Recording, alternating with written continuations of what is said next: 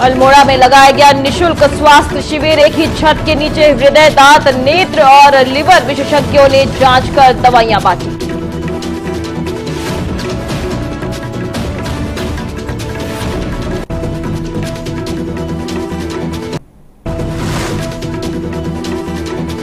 ज्योतिमठ नगर पालिका सभागार में नमाज का वीडियो हुआ वायरल। विरोध के बाद प्रशासन ने लगाया ताला।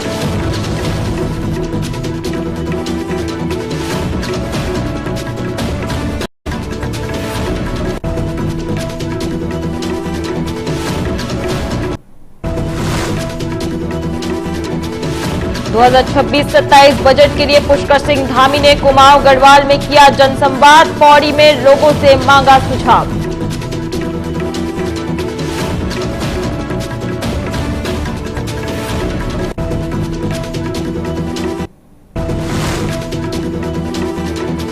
सिमकनी मैदान में 22 फरवरी को हिंदू सम्मेलन, युवाओं को संस्कृति से जोड़ने पर दिया जोर।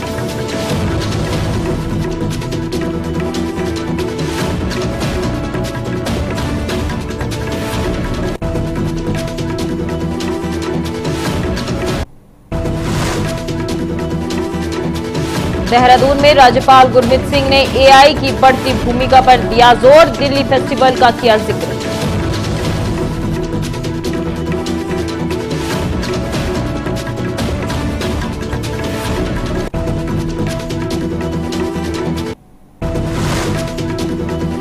नमस्कार, आप देख रहे हैं न्यूज टीवी इंडिया और मैं आपके साथ शिरोशी। चलिए खबरों की शुरुआत करते हैं आज की अहम खबर के साथ, जहां 2026-27 के आम बजट के पेश होने से पहले पुष्कर सिंह धामी आज सुबह पौड़ी पहुंचे।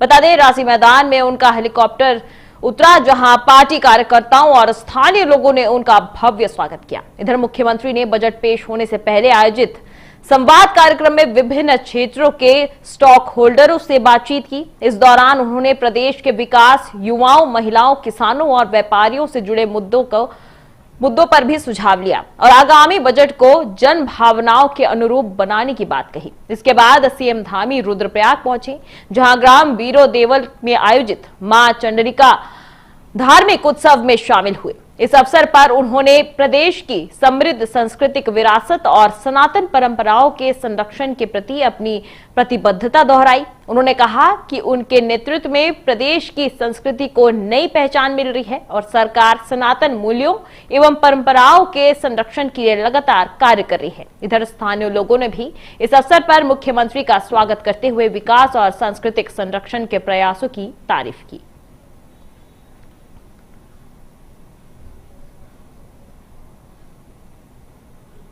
चलिए खबरों में आगे बढ़ते हैं। अगली खबर अल्मोड़ा से है, जहां आज एक बड़ा निशुल्क स्वास्थ्य शिविर लगाया गया। इस शिविर में कई बीमारियों की जांच मुफ्त में की गई और मरीजों को बिना किसी शुल्क के दवाइयां भी दी गई। इस अवसर पर लोगों को बहुत राहत मिली है, क्योंकि उन्हें अलग अलग अस्पतालों के चक्कर नहीं लगाने पड़े। ऐसे में शिविर में दिल के डॉक्टर यानी कि कार्डियोलॉजिस्ट, दांतों के डॉक्टर यानी कि डेंटिस्ट, आंखों के सर्जन और लिवर रोग विशेषज्ञ सहित कई अनुभवी चिकित्सक मौजूद रहे। वहीं लोगों को एक ही जगह पर सभी विशेषज्ञों से सलाह लेने का मौका मिला। डॉक्टरों ने मरीजों की जांच कर उन्हें सही इलाज और जरूरी सावधानियों की जानकारी दी। इधर गांव और शहर के आसपास के इलाकों से बड़ी संख्या में लोग अपना स्वास्थ्य प्रशिक्षण करने पहुंचे। कई बुजुर्ग और महिलाओं ने भी जांच कराई। इस मुफ्त स्वास्थ्य शिविर से स्थानीय जनता को काफी लाभ मिला और लोगों ने इस पहल की सराहना की।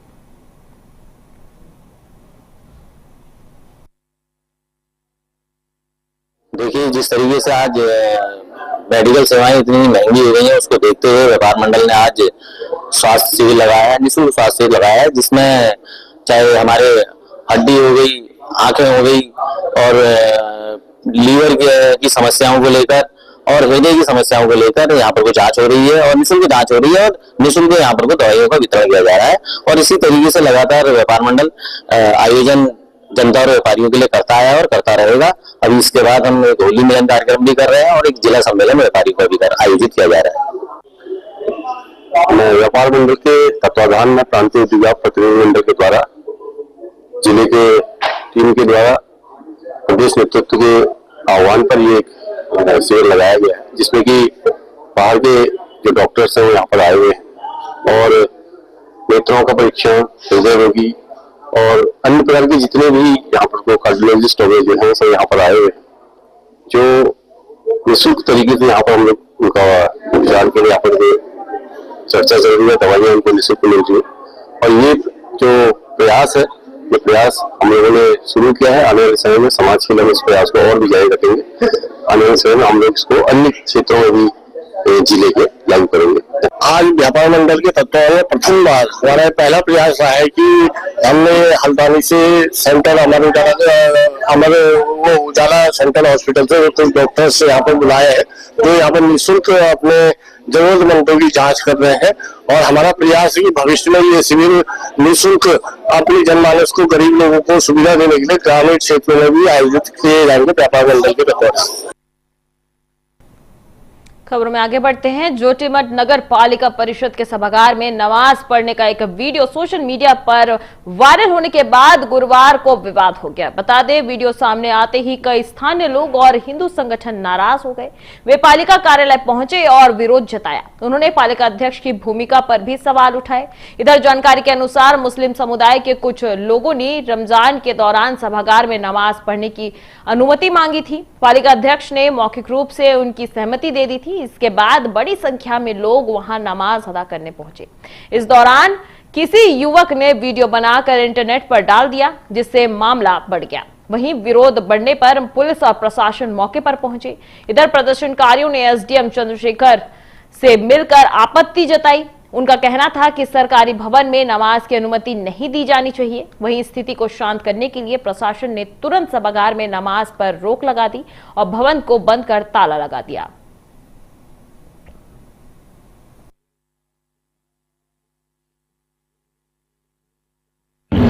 ये जो मामला था जोशीमठ में, अभी आपका मीट मार्केट के पास में, यहाँ पे क्या है कि बच्चों के लिए नगर पालिका ने टेनिस खेलने के लिए और खेल के लिए, विशेष रूप से बच्चों के लिए खेल के लिए भूमि दी गई थी। लेकिन यहाँ पे जब ये बच्चों को दे दी गई भूमि है, वहाँ पे टेनिस गेम होने हैं, लेकिन यहाँ पे हमारे कुछ क्षेत्र में मुस्लिम लोग यहाँ पे नमाज पढ़ रहे थे, जो कि गैर कानूनी है, क्योंकि वहाँ पे उन लोगों को यहाँ नहीं दिया गया है और वो वहाँ पे बिना किसी परमिशन के, गैर परमिशन के यहाँ पे आके नमाज पढ़ रहे थे, जिसका लोगों ने एसडीएम साहब के पास आके हम लोगों ने विरोध जताया है। और प्रशासन ने क्या कहा? जी, जिस तरीके से यहाँ पे जो नमाज पढ़ने की बात कही गई है और जो नमाज कल यहाँ पर पढ़ी गई है, तो जो अभी तक हमारे संज्ञान में आया है कि उसके लिए पूर्ण रूप से नगर पालिका द्वारा उस समाज को बता दिया गया था कि यहाँ पर नमाज पढ़ने का कार्य नहीं होना है और वहाँ पर टेबल टेनिस सेंटर खोलने की जो बात थी उसको प्रस्तावित किया गया और वहाँ टेबल टेनिस सेंटर खुलना है। लेकिन फिर भी उसके पश्चात भी पालिका प्रशासन द्वारा बताया गया कि बिना अनुमति के ये नमाज कल पढ़ी गई है और यहाँ किसी से भी अनुमति नहीं ली गई है। तो यदि इस तरह के बिना अनुमति के इस तरह के कार्य किए जा रहे हैं तो उसका हम लोग भी विरोध करते हैं कि कोई भी कार्य अगर करना है तो सरकारी संस्तुति के साथ करना चाहिए और ये बिल्कुल गलत हुआ है। भविष्य के लिए भी ये चीजें गलत है कि बिना अनुमति के सरकारी भवन पे नमाज यहाँ पर पढ़ी गई, तो वो बहुत ही अनुचित है। इस पे सभी को संज्ञान लेना चाहिए और आगे की एक व्यवस्थित जो व्यवस्था है वो बनानी चाहिए ताकि किसी भी तरह का कोई सांप्रदायिक दंगा या इस तरह की कोई स्थिति उत्पन्न ना हो। ये पूरी जिम्मेदारी प्रशासन की है। जिस प्रकार से कहा जा रहा है कि पहले भी नमाज पढ़ी जा रही थी, पर अब जहां पे नमाज पढ़ी गई है वो एक खेल का कमरा है और नगर पालिका ने उसे खेल विभाग को दे दिया है। वहां पे टीटी का आयोजन किया जाना है और परसों ही, मतलब गत 10 दिन पहले हमारे द्वारा भी वहां पर जाकर जो खेल विभाग के अधिकारी गोपेश्वर से आए थे वो खेल विभाग को दे दिया गया है। तो उसके बावजूद भी ऐसे काम अगर किए जा रहे हैं तो ये बिल्कुल गलत बात है। हम बिल्कुल इसको सहेंगे नहीं कि जोशीमठ में इस प्रकार की जो अधार्मिक चीजें की जा रही है वो बिल्कुल गलत है। ऐसा नहीं होना चाहिए। जोशीमठ एक शांत शहर है और यहाँ पर जिस प्रकार की शांति है, हम सभी से यही विनती करेंगे कि इसको बनाए रखें और जो ये आधार्मिक टाइप के लोग हैं जो ये इस प्रकार के कुकर्म कर रहे हैं, हम उनको कहेंगे कि इस प्रकार की घटनाएं आप ना करें। देखिए, हमारी संज्ञान में आया हुआ है जो यहाँ के कुछ लोकल लोग थे, उनका ये कहना था कि जो नगर पालिका के स्वामित्व की एक बिल्डिंग है उसमें कुछ धर्म के लोग जो नमाज पढ़ रहे थे, तो जैसे ये मामला हमारे संज्ञान में आया तो दोनों पक्षों को हमारे द्वारा बुलाया गया है और उसमें एक दोनों पक्षों को समझाया गया है। उसका एक समाधान का हम प्रयास कर रहे हैं कि किसी भी तरीके से कोई अव्यवस्था वाली स्थिति न बने और यहाँ पे सांप्रदायिक सौहार्द बना रहे, उसके लिए हम हर संभव प्रयास कर रहे हैं। उत्तराखंड सरकार 2026-27 के आम बजट की तैयारी करी है। इधर मुख्यमंत्री पुष्कर सिंह धामी बजट बनाने से पहले लोगों की राय जान रहे हैं। इसके लिए वे कुमाऊं और गढ़वाल दोनों मंडलों में जाकर आम जनता से बातचीत कर रहे हैं। आज वे पौड़ी में लोगों के साथ संवाद कर रहे हैं। इस दौरान वे व्यापारियों, युवाओं, महिलाओं और अन्य नागरिकों से सुझाव ले रहे थे कि बजट में किन बातों को शामिल किया जाए। इधर भाजपा प्रदेश प्रवक्ता कमलेश रमन ने कहा कि सरकार जनता की राय के आधार पर बजट तैयार करेगी। उनका कहना है कि जो भी फैसले लिए जाएंगे वे राज्य और आम लोगों के हित में होंगे। इधर सरकार का उद्देश्य है कि बजट ऐसा हो जिससे विकास को और लोगों को सीधा लाभ मिले। इसके लिए इस बार जनता की भागीदारी भी खास जोर दिया गया है।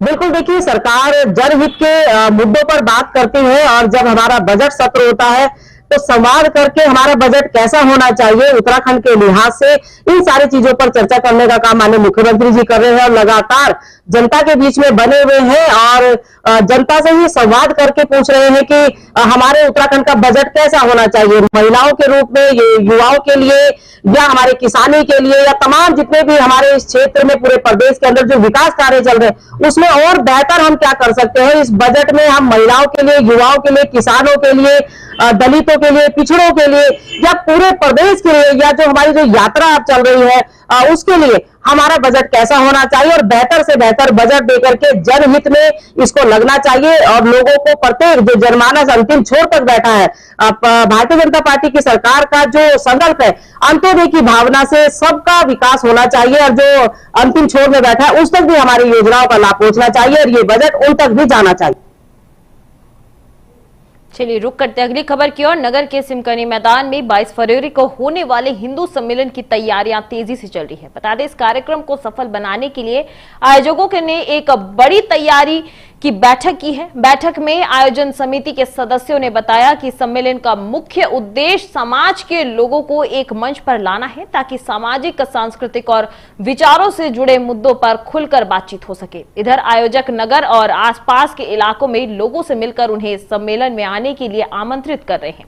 उन्होंने बताया कि कार्यक्रम में कई सांस्कृतिक प्रस्तुतियां भी होंगी। स्थानीय कलाकार लोक नृत्य, भजन, कीर्तन और देशभक्ति गीत पेश करेंगे। इधर आयोजकों का कहना है कि ऐसे कार्यक्रमों से युवाओं को अपनी संस्कृति और परंपराओं के बारे में जानने का मौका मिलता है। सम्मेलन में बड़ी संख्या में लोगों के शामिल होने की फिलहाल उम्मीद जताई जा रही है।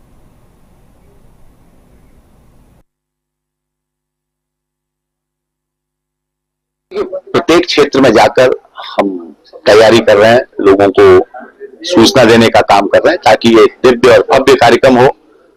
सनातन हिंदू धर्म से लोग जुड़े, हमारे मुख्य वक्ताओं के विचार सुने और आज आवश्यकता है राष्ट्र के विकास में, क्योंकि हमारा सनातन महत्वपूर्ण है और उसके दिव्यता और भव्यता को बनाए रखना। और जिस तरीके की आजकल घटनाएं घटित हो रही हैं, हमारी विशेष तौर पर बालिकाओं के साथ जो चीजें चल रही हैं हम देख रहे हैं कई जगह, तो उस सब के लिए हम सबको एकत्रित होने की आवश्यकता है और आज जगह जगह जाकर हम लोग बैठकें कर रहे हैं, लोगों को सूचना दे रहे हैं और इस दिव्य कार्यक्रम में प्रतिभाग करने की अपील कर रहे हैं। 22 तारीख को होने वाले हिंदू सम्मेलन को लेकर पूरे नगर की बस्तियों में विभिन्न बैठकों के माध्यम से मातृशक्ति को, युवा शक्ति को और समाज के जागरूक व्यक्तियों को वहां पर आमंत्रित किया जा रहा है ताकि जो देश जो अपनी 80% से अधिक हिंदू आबादी का देश है, इस देश में हिंदू शक्ति संगठित हो, मजबूत हो और देश को नई दिशा प्रदान करे।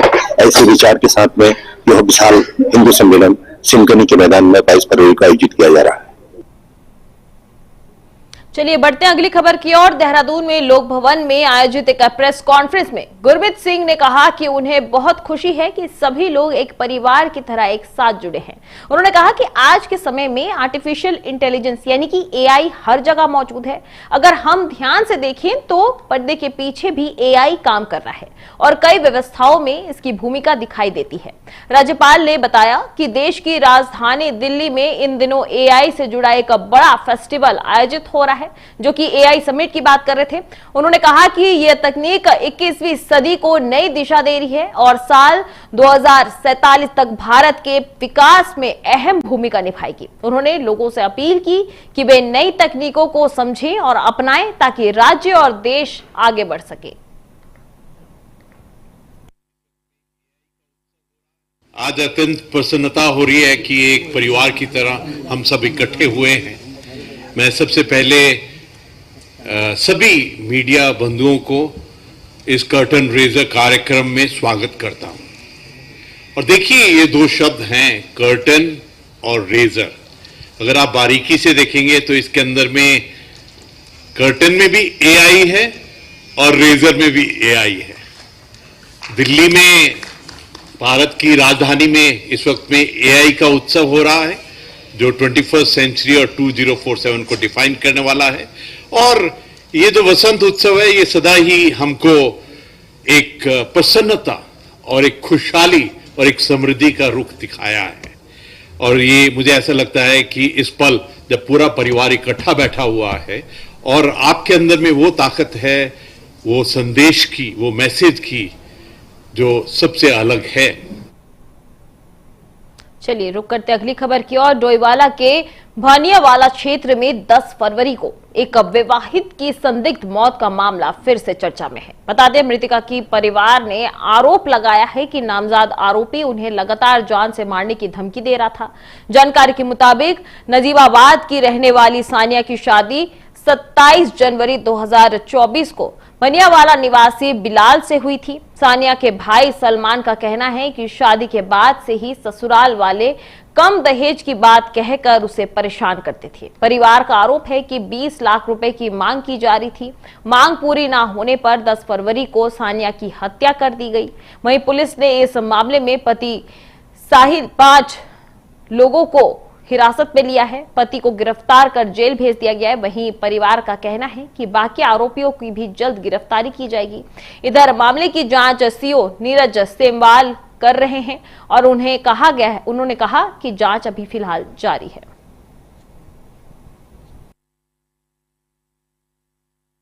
मैंने अपनी बहन शानिया की शादी बिलाल सनौफ निसार निवासी भानियावाला जिला डोईवाला के साथ करीब 2 साल पहले करी थी।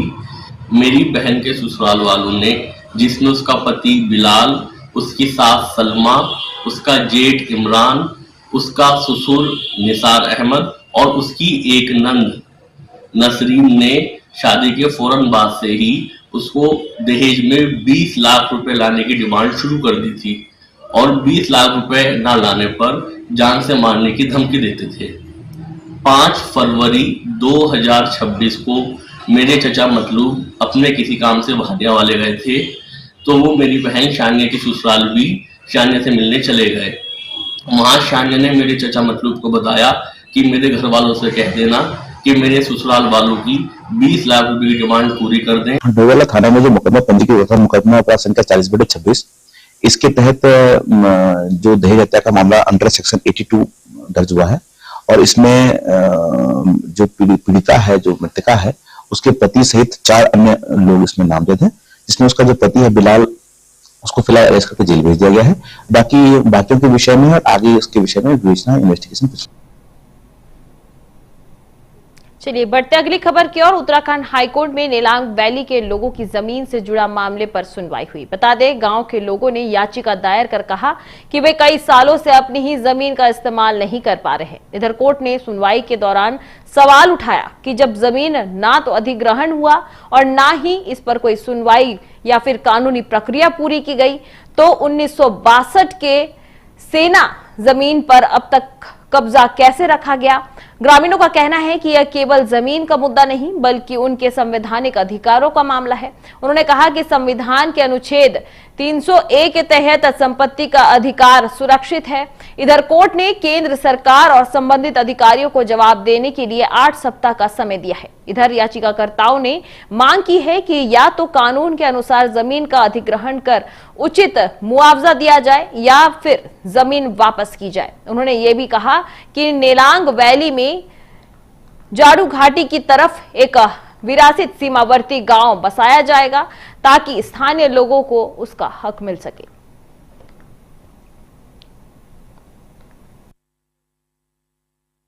ये मैटर आज माननीय उच्च न्यायालय के सामने लगा हुआ था। ये मैटर है कि 1962 इंडो चाइना वॉर के बाद से नेलांग वैली घाटी के जितने भी लोग हैं उनको वहां पे उनके जमीन पे एक बिना एक्विजिशन के और बिना रिक्विजिशन के इंडियन आर्मी और अन्य सिक्योरिटी फोर्सेस ने वहां पे अपना कब्जा रखा था। नेलांग घाटी के लोग इससे बड़े परेशान थे क्योंकि 1962 से लेके अभी तक का उन्हें अपने ही जमीन में जाने पे उनको एक रोक लगा रखी थी और उनको बाय एक परमिट जाना पड़ता था। ये सिर्फ जमीन का मामला नहीं है, ये बल्कि उनके कॉन्स्टिट्यूशन राइट का मामला भी है। तो आज उच्च न्यायालय ने इसमें इस गंभीरता को स्वीकार करते हुए जितने भी अधिकारी हैं, जितने भी इसमें रिस्पोंडेंट है, सभी को उन्होंने एक रिप्लाई फाइल करने का समय दिया है। पिटिशनर का प्रेयर इसमें ये था कि इसमें एक वाइब्रेंट विलेज की तरह से जिस तरीके से वाइब्रेंट विलेज का एक पॉलिसी चल रही है हमारी सरकार के द्वारा, उसमें हमें भी शामिल किया जाए और कंपनसेशन भी दिया जाए। बढ़ते अगली खबर की ओर। नैनीताल में तिब्बती समुदाय ने अपने नए साल यानी कि लोसर का त्यौहार बड़े ही उत्साह के साथ मनाया। बता दें ये पर्व सुख निवास बुद्धिस्ट मॉनेस्ट्री में मनाया गया है। इस मौके पर लोगों ने मठ में पूजा अर्चना कर और एक दूसरे को नए साल की शुभकामनाएं दी। लोसर का यह पर्व 3 दिन तक चलता है। तिब्बती समुदाय ने विश्व शांति और दलाई लामा की लंबी उम्र की कामना की है। वहीं महिलाओं और पुरुषों ने पारंपरिक कपड़े पहनकर मंगल गीत गाए और खुशी मनाई। इधर बच्चों और महिलाओं में खास उत्साह देखने को मिला।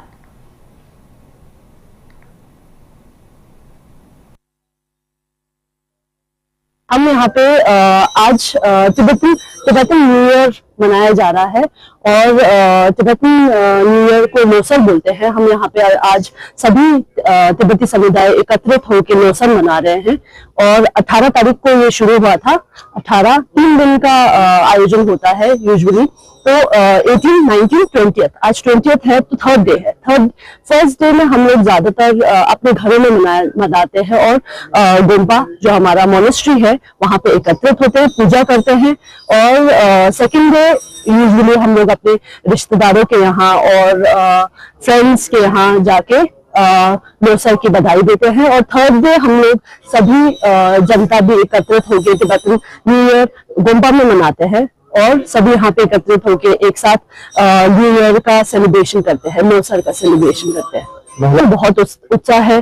जैसे दूसरे न्यू ईयर नए साल की बधाई देते हैं, पूरा घर सजता है और पूजा होती है। सभी लोगों की सुख शांति के लिए, विश्व की सुख शांति के लिए भी पूजा होती है आज के दिन। इस साल जो हमारा तिब्बती लोसर जो है वो 3 दिन पूर्व स्टार्ट हो गया था।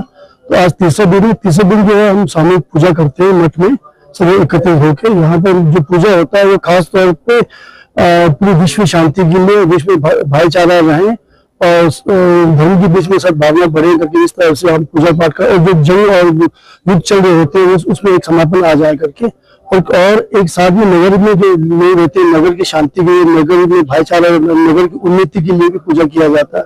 और उसके साथ साथ हम लोग क्या करते हैं कि आज की सामूहिक पूजा में गवर्नर जी की दीर्घ आयु के लिए और तिब्बत की मसले का हल जल्द निकले करके इसके बारे में भी हम लोग प्रार्थना करते हैं। 3 दिन के लोसर के कार्यक्रम में पहला दिन तो लोग अपने घर रहते हैं और मठ के दर्शन करने आते हैं और अपने रिश्तेदारों के घर ही बधाई संदेश देते हैं। दूसरे दिन से आसपास के लोगों के घर में जाना और सबके पास बधाई संदेश देना और उनके घर में खान पान करना, ये इस तरह का हमारा रिवाज रहता है। और तीसरे दिन समय पूजा होता है। तो आज समय पूजा में सुबह 10 बजे से मठ में एक सामूहिक पूजा का आयोजन किया गया जो आप अभी देख सकते हैं कि स्टार्ट हो चुका है। और यहाँ आज इस बार हमारी थोड़ी सी कम फैमिलियां हैं क्योंकि ज्यादातर फैमिलियां बोध गया की 3 यात्रा में गए हुए हैं। तो हम लोग अभी यहाँ जितने भी एकत्रित होकर पूजा कर रहे हैं। 2026 के बजट के बाद पान मसाला और धूम्रपान से जुड़ी चीजों के दाम बढ़ गए हैं। ऐसे में डिस्ट्रीब्यूटर प्रेम गुप्ता का कहना है कि टैक्स बढ़ने और नए नियमों के कारण कई कंपनियों ने अपनी मैन्युफैक्चरिंग अस्थायी रूप से बंद कर दी है। इसी वजह से बाजार में सामान की कमी हो गई है और कीमतें बढ़ गई हैं। इधर स्थानीय दुकानदारों के अनुसार जो पान मसाला पहले 125 रुपए प्रति पैकेट मिलता था, अब उसके दाम लगभग दुगना हो गए हैं। इसी तरह गुटखा, सिगरेट और अन्य तंबाकू उत्पादन की भी सारी चीजें महंगे हो गए हैं। इधर दुकानदारों का कहना है कि कीमतें बढ़ने से बिक्री पर असर पड़ रहा है। वहीं कुछ कंपनियों ने सरकार से फैसले के खिलाफ अदालत में मामला भी दर्ज किया है। बढ़ी हुई कीमतों का सीधा असर उन लोगों पर पड़ रहा है जो नियमित रूप से धूम्रपान या पान मसाला का सेवन करते हैं। सर, आपका नाम? प्रियंक गुप्ता। ये जो गुटखे आ रहे हैं इतने महंगे हो गए, क्यों, क्या कारण है? सर बेसिकली कारण तो ये है, जो बजट में था अनाउंस हुआ था कि सेस हट के हेल्थ सेस लगेगा और गवर्नमेंट ने गुटखा मैन्युफैक्चरिंग मशीन पे टैक्स लगाया कोई, इसकी रेंज 2 से 8 करोड़ रुपए है पर मशीन। इसकी स्पीड की गणना करके 2 से 8 करोड़ रुपए है। तो कई कंपनियों ने मशीनें सरेंडर कर दी, मैन्युफैक्चरिंग बंद कर दी। छोटे मोटे दुकानदार है, गुटखा इतना महंगा बेच रहे, 8 रुपए का। तो दिलबाग आता था 365 का, 2 बार 580 का हो गया। नहीं, आप यहाँ भी गलत बोल रहे। जो दिलबाग का रेट था 125 रुपए। उत्तराखंड के गैरसैंण के भराड़ीसैंण में 9 मार्च से 13 मार्च तक बजट सत्र होना है। ऐसे में सत्र शुरू होने से पहले ही वहां की ठंड चर्चा में आ गई है। बता दें, बीजेपी विधायक दिलीप रावत ने गैरसैंण में होने वाले सत्र को लेकर चिंता जताई है। उनका कहना है कि बहुत ज्यादा ठंड है, ऑक्सीजन की कमी महसूस होती है और रहने की सही व्यवस्था नहीं है। ऐसे में दिलीप रावत ने यह भी कहा कि गैरसैंण में बिना विधानसभा भवन सही जगह पर नहीं बनाया गया है। बता दें, उनके मुताबिक भवन का निर्माण सही ढंग से नहीं हुआ है, जिसकी वजह से विधायकों और अधिकारियों को दिक्कत हो रही है। उन्होंने मांग की कि विधानसभा भवन में जरूरी सुधार किया जाए और वहां बेहतर सुविधा दी जाए।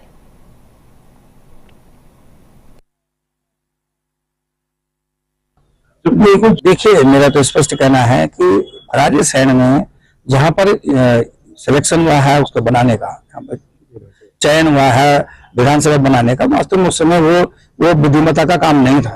क्योंकि जहां पहली बार हमारा विधानसभा लगी, जहां टेंटों में लगी, वो जगह बहुत उचित थी और भराड़ीसैंण से बढ़िया गैरसैंण में होता तो ज्यादा उचित होता, क्योंकि वहां मुझे लगता है कि वहां इतनी अच्छी सुविधाएं अभी लोगों के लिए नहीं है। अब खबर देहरादून से है, जहां अग्निवीर योजना के खिलाफ प्रदेश कांग्रेस ने बड़ा कदम उठाया है। बता दें कि प्रदेश कार्यालय से करण महारा के नेतृत्व में एक गाड़ी रवाना की गई। इस दौरान पूर्व प्रदेश अध्यक्ष करण महारा ने केंद्र सरकार पर निशाना साधा। उन्होंने कहा कि देश की सीमा पर हालात ठीक नहीं है। उनका कहना है कि चीन ने हमारी जमीन के अंदर तक घुसपैठ की है और कुछ जगहों पर गांव भी बसा लिया है। ऐसे समय में जब देश को मजबूत सेना की जरूरत है, तब अग्निवीर योजना से सेना कमजोर हो रही है। साथ ही उन्होंने कहा कि उत्तराखंड को इस योजना से सबसे ज्यादा नुकसान होगा, क्योंकि गढ़वाल और कुमाऊं रेजिमेंट यहीं की पहचान है। यहाँ हर गांव से युवा फौज में जाते हैं। इसके साथ ही उन्होंने क्या कुछ कहा, सुनिए। देखिए, लगातार सीमाओं से गलत खबरें आ रही है। चाइना ने काफी अंदर तक इंक्रीज किया है, हमारी धरती पे गांव बसा लिया है। और ऐसे समय में जब देश कमजोर हो रहा है, उस समय आर्म फोर्सेस को कमजोर कराया जा रहा है। ये जो अग्निवीर योजना, इससे बहुत नुकसान किया है। और मेरे उत्तराखंड का तो बहुत ज्यादा क्या है, जहाँ गढ़वाल रेजिमेंट और कुमाऊं रेजिमेंट का घर और लोगों में सबसे पहली चाहत फौज में जाने की होती है। हर गांव से कई लोग फौज में हैं। खबर हरिद्वार से है, जहां कुंभ मेले को भव्य और बेहतर बनाने के लिए सरकार और प्रशासन ने तैयारियां तेज कर दी है। इसी कड़ी में कुंभ मेले अधिकारी सोनिका ने हरिद्वार रेलवे स्टेशन का दौरा किया और वहां की व्यवस्था का जायजा लिया। उन्होंने कहा कि रेलवे स्टेशन श्रद्धालुओं के आने का सबसे बड़ा केंद्र होता है, इसलिए यहां साफ सफाई, सुरक्षा और सुविधा का खास ध्यान रखना बहुत जरूरी है। निरीक्षण के दौरान ठहरने की जगह, आने जाने के रास्ते, इंतजार करने की जगह और जरूरी सुविधाओं को लेकर अधिकारियों को साफ निर्देश दिए।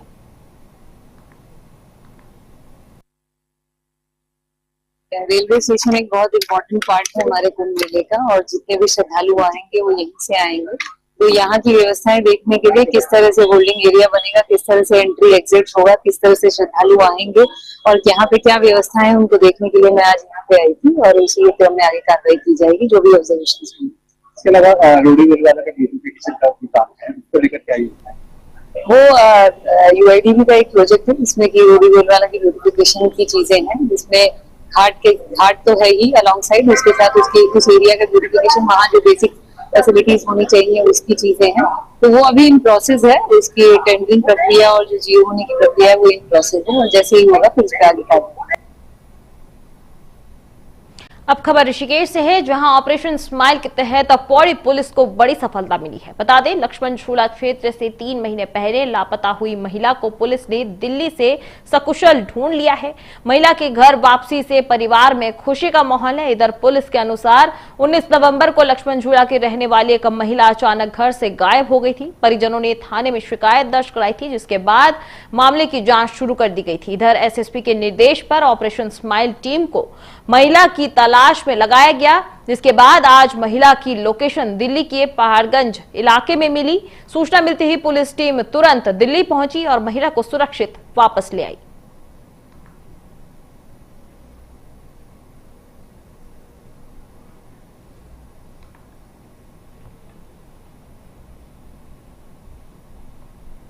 अब खबर श्रीनगर से है, जहां धीरी देवी के पास अलकनंदा नदी में बड़ा हादसा होते होते टल गया। बता दें, नदी में चल रही 2 बोटों की आमने सामने टक्कर हो गई। राहत की बात यह रही कि इस घटना में कोई भी घायल नहीं हुआ। इधर चश्मदीदों के मुताबिक टक्कर काफी तेज थी। टक्कर के बाद एक बोट का संतुलन बिगड़ गया और वह नदी के बीच गोल गोल घूमने लगी। स्थिति को कुछ देर के लिए डराने वाली तो लगी, लेकिन चालक ने हिम्मत दिखाई और तुरंत नदी में कूद गया।